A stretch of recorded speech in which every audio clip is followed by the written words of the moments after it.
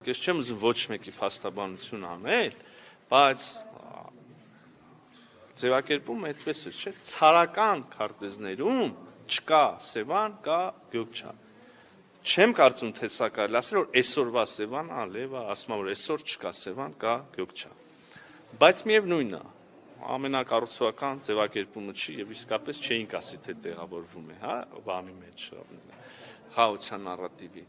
Ես էլ կարող եմ ասել, կան բազմաթիվ ցարական շրջանի քարտեզներ, որտեղ կա Սևան։ Չեմ էլ ուզում ավելի հետ գնալ պատմության մեջ, որտեղ շատ անհարմար իրավիճակ կարող է ստեղծվի եւ հայկական տեղանուններ տեսնենք մի քիչ ավելի լայն տարածքի վրա։ Խոսենք կենտրոնական իրական Հայաստանի,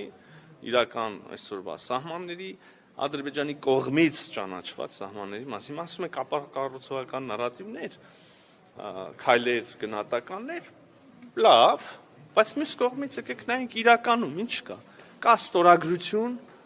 Ալմատայի հռչակագրով սահմանների փոխադարձ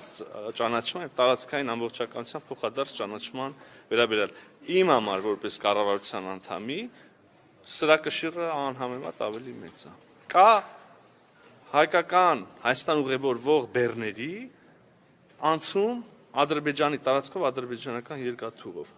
Իմ համար սա անհամեմատ ավելի ծանր կշիռ ունեցող երևույթ է եւ քայլ։ Այս մյուս հայտարարություններ կան, ես չեմ ժխտում եւ ոչ մեկ չի կարող ժխտել։ Լավն է,